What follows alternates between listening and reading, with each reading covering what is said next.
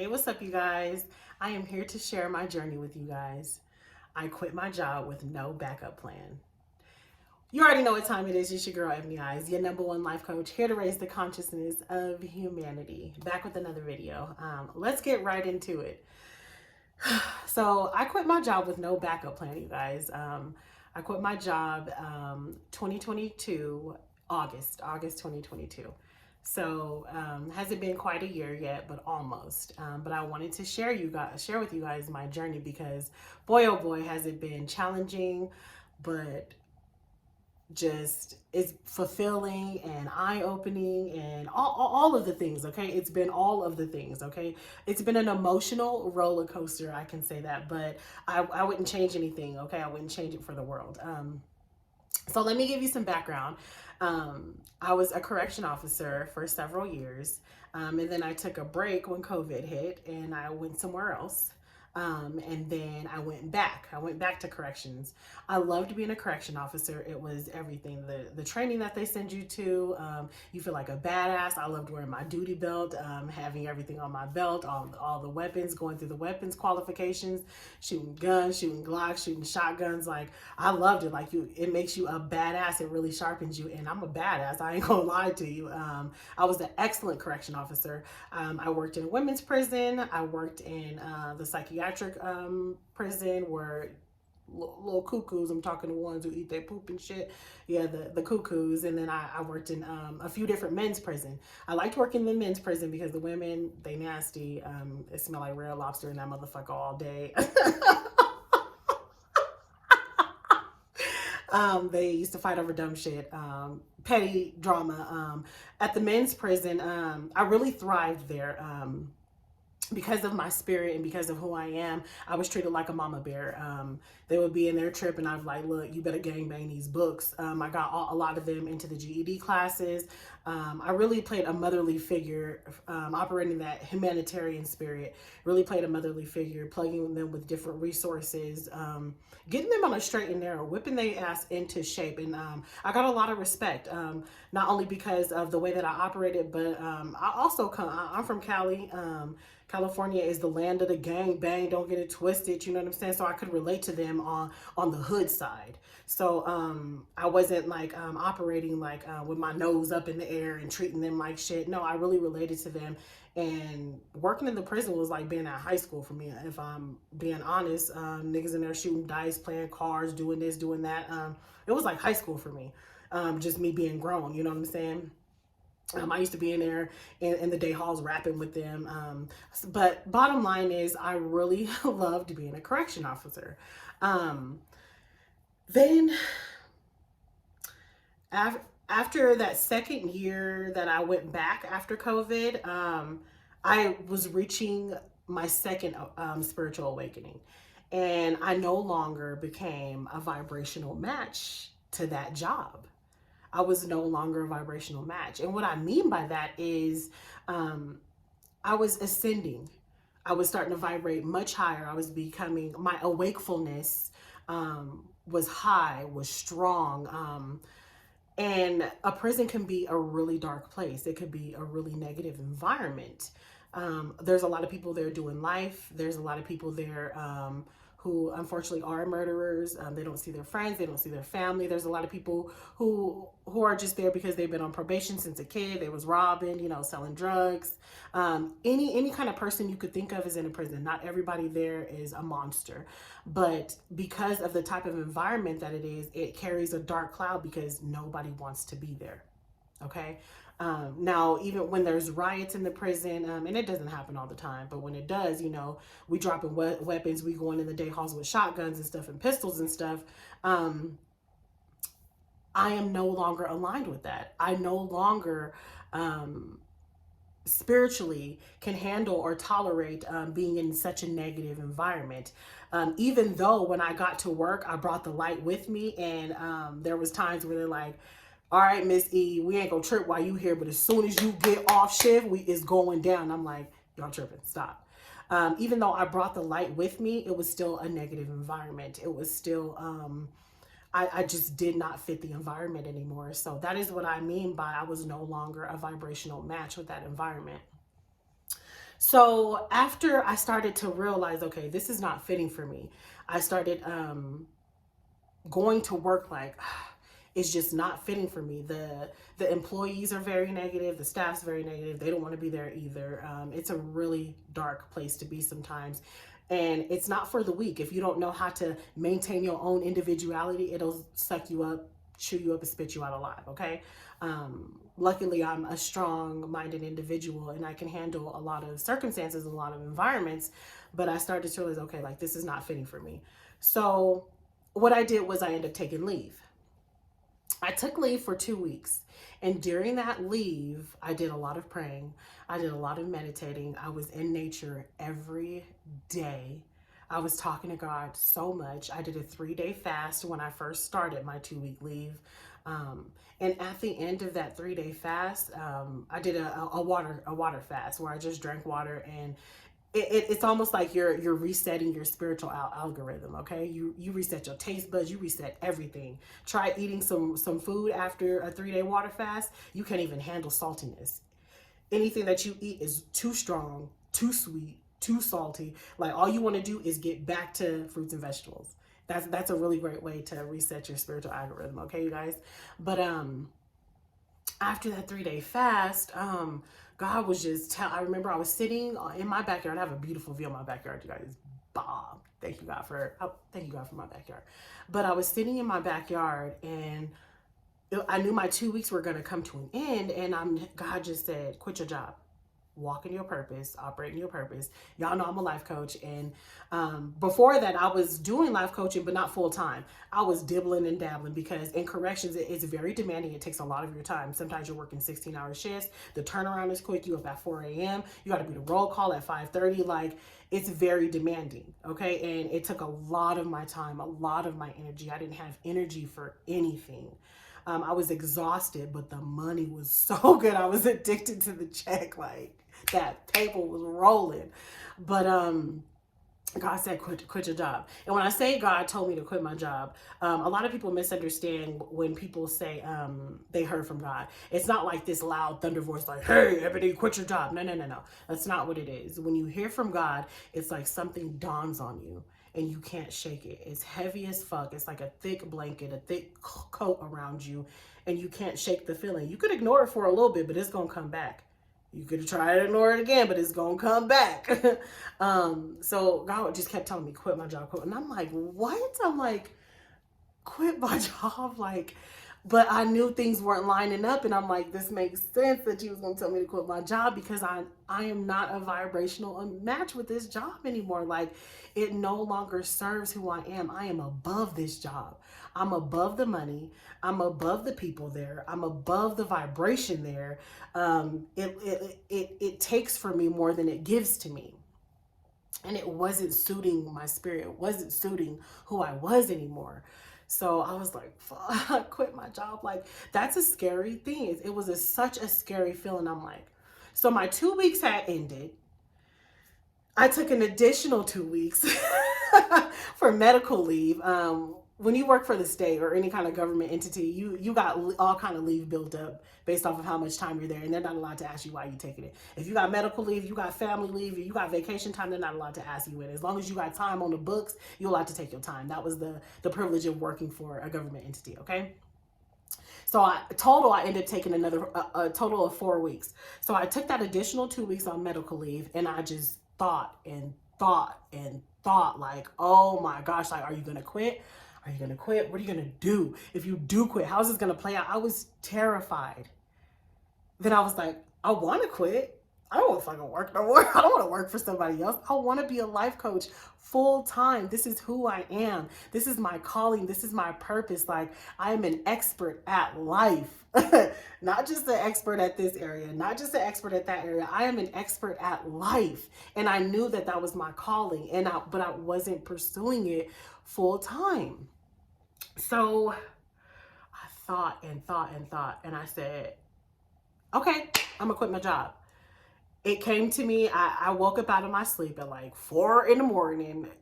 And y'all know, if y'all be waking up out your sleep at 4 a.m. because you've been through spiritual awakenings and all of this and all that, that stuff ain't no joke, boy. You can't sleep. You could not sleep. You got high energy. You got ideas. You got downloads. I was up at 4 a.m. like, all right, you gonna quit. You gonna quit. But what's the next step, Ebony? I'm scared. I was like, I'm scared. And then I said, hold on. How you gonna be scared and fully tapped in with God? That don't make no sense. You straddling the fence, nigga. How you straddling the fence? I was like, okay, stop straddling the fence, Ebony. Like either you with God and you with your purpose, because you already know when you operate in your purpose that you taking care of. Either you with it or you not. You can't straddle the fence. But if you don't answer the call, you gonna regret it. If you don't answer the call, your life is not going to be what you've been manifesting. You've been manifesting time, money, and freedom, and it's here. And you can't be manifesting something and want to come knock on your door. You scared. Like, how does that work? How you manifesting something, and as soon as it knock on your door, it hit you in the face, you scared? I was manifesting time, money, and freedom. A lot of people believe in working. Oh, I can sleep when I die, and I'm grinding and doing this, and I'm working to work. That's low vibration. I believe in working less hours, making more money, okay? Having the freedom and the luxury to do what you want to do. And that's exactly what I was manifesting. That's exactly what I was praying to God about. And as a kid, I always knew I had something in me like, I'm supposed to be rich. I'm not supposed to be right here. I'm supposed to be famous. I'm supposed to be well known. I'm supposed to be giving back to mankind. I'm supposed to be, I have a gift at speaking. I have a gift at teaching. I have a gift at changing the mindset of folks. Like, that's what I'm supposed to be doing. I'm not supposed to be right here, but I just didn't know how to get to it. Boy, oh boy, oh boy. Be careful what you ask for. Be careful. I mean, it was going to come to me regardless. Okay. It's just a matter of if you answer your call or not. But when God called, I said, boy, I'm scared to answer the call, but I answered it. Okay. I answered the call. So I had been out of work for a total of 4 weeks, an entire month. And at that point, all of my coworkers, they was like, you're not going to come back to work, is you? Mind you, rewind several months before, because I was manifesting time, freedom, and money, I had been telling people, I ain't going to be here long. I ain't going to be here long. I just didn't know it was going to play out like that. But I was telling people, I'm not going to be here long. I'm not going to be here long at all. Like, there's bigger and better for me. I'm not going to be here long. I was putting in the atmosphere. I was professing what I wanted, okay? I just didn't know it was going to play out like that. I thought it was going to be a little bit different. I didn't know it was going to be like cold turkey. Okay, so fast forward back to the present moment, my coworkers was hitting me up like, you're not coming back, is you? It's been 4 weeks and you ain't here. And they're like, I know you took leave and all that, but damn. And so finally, at first I wasn't ready to say I'm not coming back.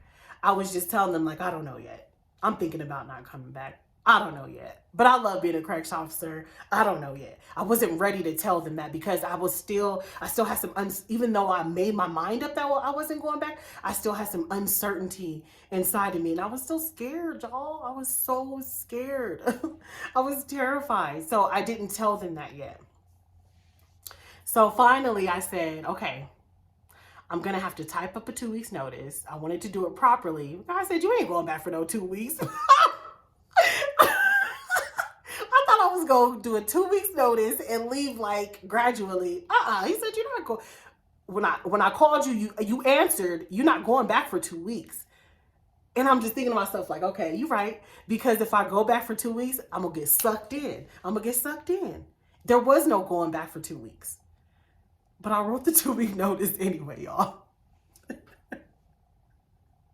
I wrote the 2 week notice. I sent it to HR because even though in my mind I knew what I was doing, I still wanted to maintain a certain reputation. I still wanted to, there's a certain way you handle things. You know what I mean? I believe in handling myself in a very graceful way. So I sent the 2 weeks, and then I told my coworkers, y'all, I put my 2 weeks notice in. They're like, damn. They're like, why? Come on, E, you gotta come back. And there was so much pressure. I had to stop answering phone calls because there was a lot of pressure. It was a lot of questions. I was like, and I wasn't in the headspace to answer it because I was still trying to sort my own thoughts out. I was still trying to figure out what the fuck I was doing. And I didn't want, number one, it was brand new. Number two, I didn't want people who couldn't understand where I was because they wasn't on the same level if I was spiritually. I didn't want them to put fear in me. They couldn't understand. They could not understand. And when people don't understand your calling, don't understand your mission, they will put fear into you. Y'all hear that snap? Ooh, as soon as I say that, it's not snapping that much, but I got that command snap, y'all. God gave me a command clap too. He gave me a command clap and a command snap. Maybe commanding, boy. But anyways,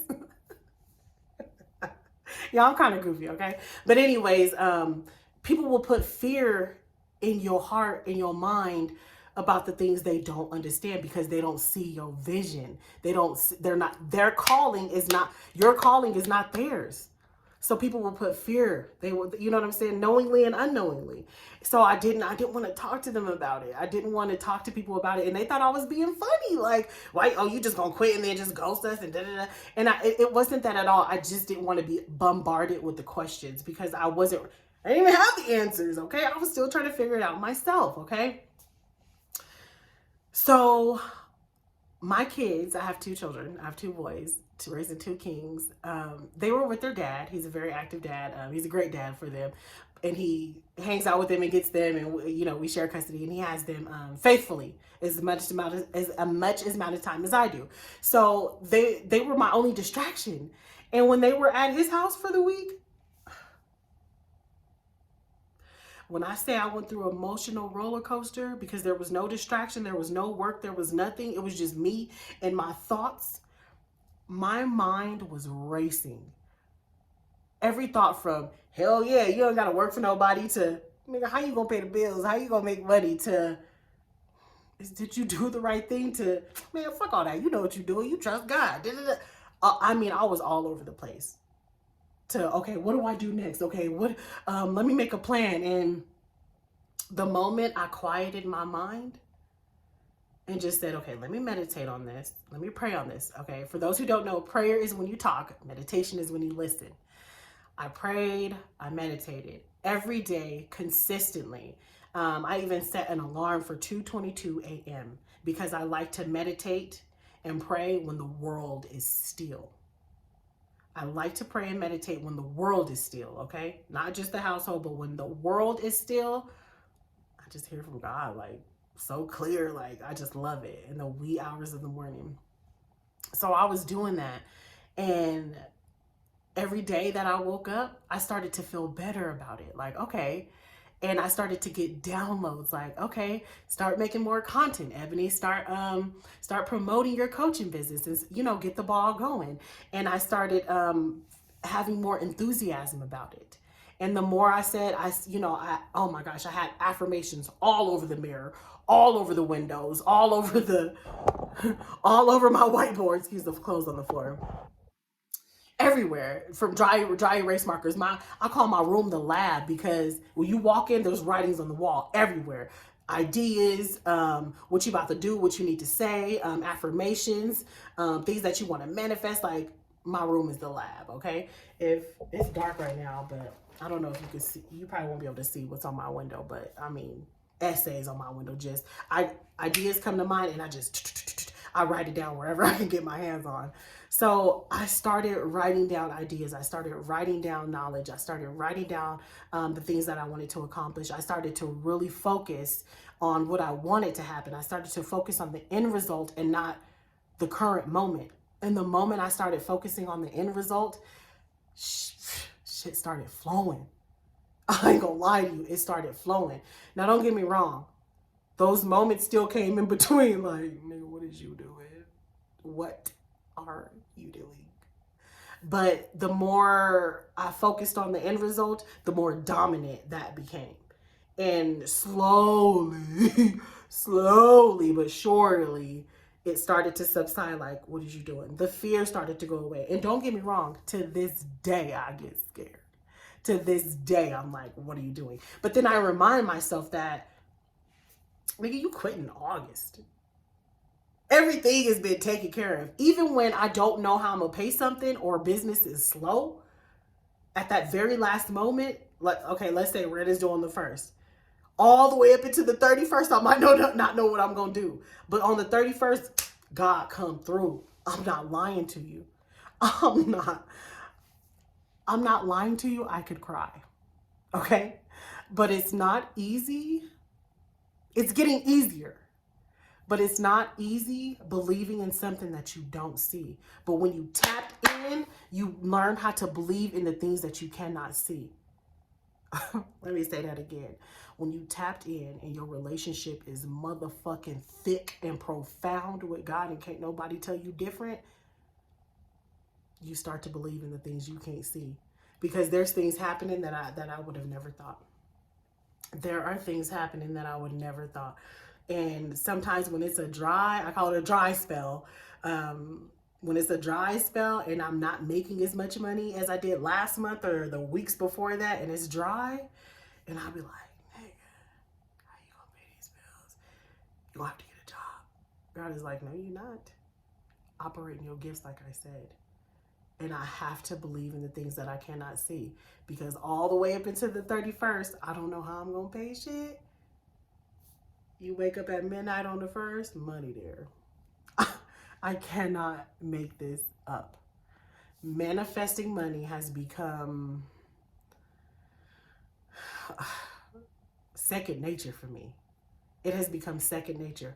But I say that not to sound like I'm bragging or anything. I say that to remind you that there is nothing better than faith.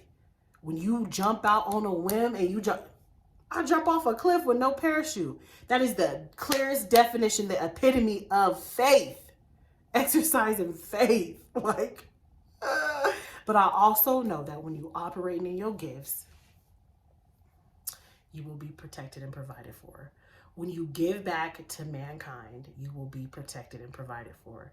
When you give back to humanity, you will be protected and provided for. When you do things out of the kindness of your own heart, you will be protected and provided for. Now, I'm not telling y'all this so people could just jump off a cliff and quit their job. I'm not saying that at all. Everybody's faith ain't like mine. Everybody's faith ain't the same. Not everybody has a hold of their emotions to where their dominant vibration is positive more than negative, because that matters. If you operate in lack, scarcity, fear, that matters. And everybody is not on the same page, the same level. But I will say today I am taken care of and I am provided for. Amen. God has been good. It has been a true journey. Some days there might be 3 days where I'm on a high and I'm good and I'm like, yes. And then that fourth day I might be like, fuck, the bank account ain't looking like I need it to. You got kids. You got 2 kids to take care of. What are you doing? And then I'm like, oh yeah, you believe in you trust in God. You trust. That's what you're doing. You operating in your gift. He called you to walk in your gift. You've been having this gift on your life since you was a kid. You've been knowing it. It's time. So you trusting in God. I'm like, okay, let me get my petties out of a bunch. You all right. And then I'll be fine. But let me tell you what's helping me. Affirmations, meditation, quieting my mind, clearing my thoughts, protecting my vibration. And let me tap into protecting your vibration for a little bit. I have to protect my vibration because I'm not living a regular lifestyle right now. And there's a lot of uncertainty. So there's a lot of people who I waited so long to tell that I just quit my job. There's a lot of people who I don't talk to about how I'm making money. There's a lot of people that I don't talk to on the phone who floods my brain with negativity because it puts me on a negative vibration, puts me on a negative wave, and I cannot afford that. So I protect my vibration. I protect my thoughts. I protect my emotions. I keep my emotions intact. Even when I don't feel good, even when I don't feel like it, I say, God, put me back in alignment. Put me in alignment. Get rid of this fear. God, take away this fear. I know that you are all things. You have the solution, the answer to all things. And me worried about what's going to happen next, that is an illusion. Like you can't take care of me. You can take care of me. You've been providing for me. That's an illusion. God, get rid of it. Help me get rid of it. And then I started making up affirmations, writing all over my walls. I am not operating in fear. I am abundant. I am this. I am that. I am, protecting your peace, Protecting your vibration is vital when you're doing anything that you want to work for you. When you pursuing a business, when you pursuing a goal, a dream, when you, excuse me, I'm getting a little thirsty. I've been talking a lot.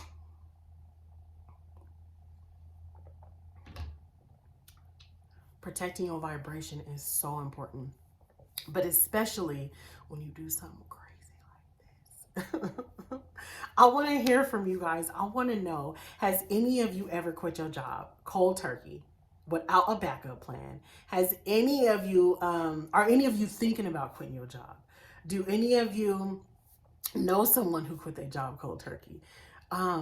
Talk to me, you guys. I want to hear from you. I want to know your experiences. I want to know your thoughts. I want to know what you think about what I did. Courageous, right? Just crazy. Like, I'm